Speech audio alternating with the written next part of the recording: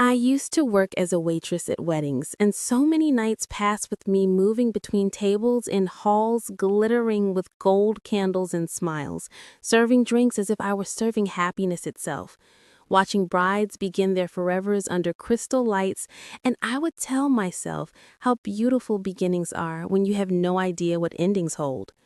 But that night, I didn't know that my own ending was about to begin. It started with a phone call at 7 in the evening. My phone rang, displaying the name Sarah, my colleague at one of Dubai's major hotels. She spoke with a tired voice. Salma, please, I'm sick. Can you cover my shift tonight? It's a short shift, a private wedding for a well-known family, and the pay's great. I hesitated. I had promised myself a night of rest to close my phone and leave the world outside. But something, call it fate or cruel irony, made me agree. Okay, Sarah, send me the location. Half an hour later, I stood before the gate of the White Rose Hall at a luxury hotel on Sheikh Zayed Road. The hall was a world of light and fragrance. Candles dancing in crystal glasses, white roses lining the aisles, and a faint scent of jasmine lingering in the air. Everything shone perfectly, eerily perfect. I put on my black apron, tucked my hair under a white cap, and took the tray of glasses from the supervisor. I stood beside the glass champagne tower, trying to blend in with the soft music and whispers of the guests. The guests laughed elegantly, men in expensive suits, women whose jewelry sparkled under the light like tiny stars. Everything went on as in hundreds of nights before, until Hind, one of the waitresses, entered the kitchen, pale-faced. She approached me, gripping my wrist tightly, and said, Salma, you haven't seen the groom yet, right? I raised my eyebrows in surprise. No, why? She looked toward the large doors leading to the hall, her voice trembling. Don't freak out. Just see for yourself. The music shifted suddenly.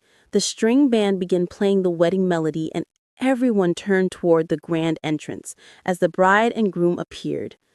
I raised my head, and my gaze fell on a face I knew as well as my own. Time stopped. The hall vanished, and the groom? It was Adam, my husband, the man I had married 7 years ago, who left 6 months ago on a work trip and never returned. He stood there, smiling confidently, holding the hand of his new bride, a woman of exquisite beauty in a dress that gleamed under the lights. Yet that night, his features seemed not his alone. I froze. The tray in my hands shook, glasses clinking softly. My legs felt numb. I couldn't hear the music. The world had shrunk to a single scene. My husband, whom I thought was in another country, standing at a wedding in Dubai as the groom. I ran. I dashed into the side corridor, gasping for air. On the wall, a golden-framed sign read in elegant script, Welcome to the wedding of Claire and Adam. He hadn't even changed his name. I looked at the sign and my heart sank. He had vanished, lied, and built a new life while his name remained tied to mine in records. I closed my eyes and whispered, No, not tonight.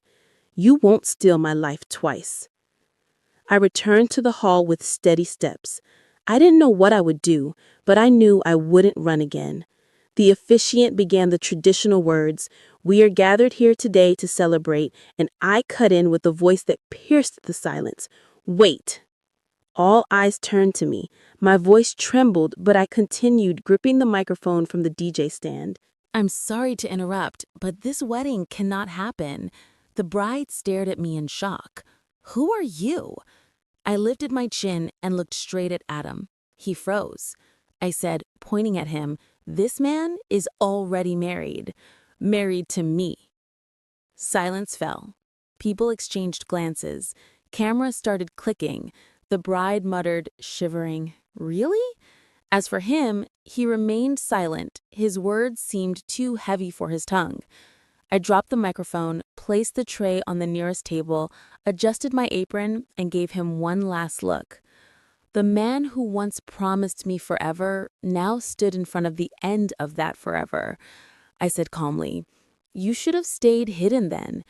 I walked out into the cold Dubai night, the city lights reflecting on my face from the distant skyscrapers behind me. Chaos reigned, voices, screams, whispers, but inside me, total silence. And for the first time in a long while, I smiled, not for him, but for myself. 3 weeks passed. Dubai didn't pause for anyone. Salma was learning to walk again, but this time from the inside. She woke early to the call to prayer from a nearby mosque at the marina, opened her window, and breathed in the moist air, carrying a hint of hope.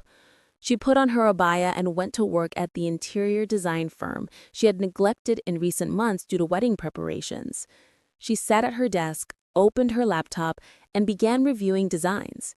She felt a sense of returning to her old self, the one who loved details and understood the language of colors better than the language of people. Tariq, her manager, a calm man, entered. "There's a new project in Dubai Hills. I want you on the team.